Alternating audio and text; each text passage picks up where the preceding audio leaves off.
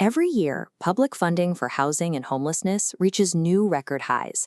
Budgets expand, new agencies are formed, and the total capital committed to the problem is greater than at any point in history. Yet, down at the street level, the visible reality of the crisis remains unchanged. The influx of resources is failing to move the needle. To understand this disconnect, look at the behavioral equation governing every large-scale bureaucracy. Funding drives metrics.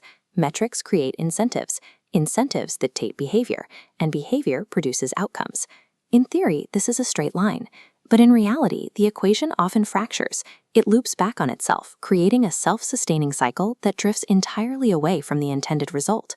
The crisis persists because the system is operating exactly as designed. It is successfully producing results that align with its underlying incentives, even if those results were never the intention. To solve this, we have to use a no-blame framework. We must assume that everyone, from federal regulators to city planners to nonprofit workers, is acting rationally within the constraints they were given. Analyzing the moral intentions of the people involved is a distraction. The outcomes of the system are driven by logistics and specific organizational incentives, not the personal virtue of the individuals operating the machinery. We are going to follow the money, to map the structural rewards that define this apparatus. This is the first principle of system design. What you measure and pay for is precisely what you will produce. The American homelessness response functions as a fractured hierarchy. This structural division is the first core failure point we need to map. At the top is the federal level, HUD and Health and Human Services. These agencies hold the ultimate funding authority and set the policy frameworks, but they do not implement them. Below them are the state and local nodes. They are the intermediaries. They have to interpret federal rules while navigating local zoning laws and municipal budget politics. Finally, there is the nonprofit layer.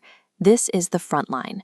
These organizations have the responsibility of actual execution, interacting directly with individuals in crisis. Stacking these layers reveals a four-tier architecture: federal at the top, followed by state, local, and the nonprofits at the base. Funding and authority flow downward, from the agencies that have the money but no direct contact with the problem. Meanwhile, the burden of execution and responsibility flows upward, from the groups that have the contact but no financial control. There is a visual gap where these pathways fail to connect. The people designing the solution are structurally disconnected from the realities of implementing it. This is the principal agent problem. The nonprofits at the bottom do not choose the rules. They simply adapt to the funding requirements passed down to them in order to stay solvent. This architecture ensures that the entity with the most power has the least amount of information regarding the day-to-day reality on the ground. To manage this distance, the federal and state layers use a specific measurement interface to judge success. Most of these are activity metrics. They measure the process: how many people entered a program, how many meals were provided, or how many beds were filled.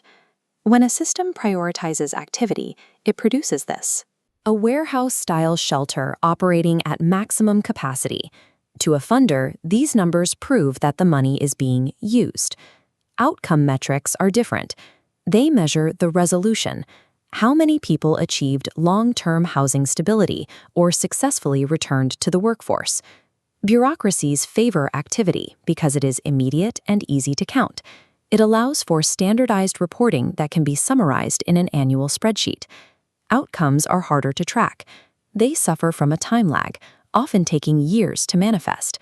It's also difficult to prove which specific intervention deserves the credit for a person's long-term success. This creates a severe imbalance. The system's reporting infrastructure is weighted heavily toward measuring throughput. Here is the zero-sum trade-off.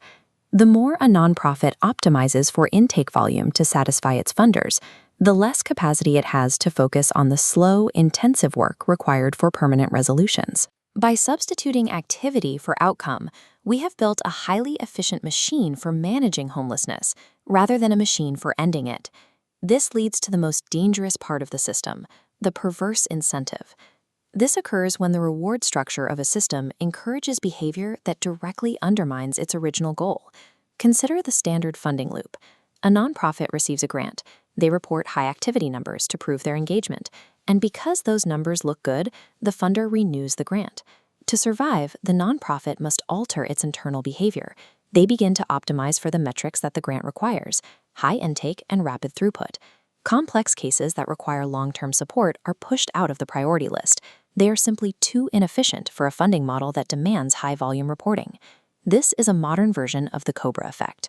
When colonial officials in India offered a bounty for dead cobras, they intended to reduce the snake population.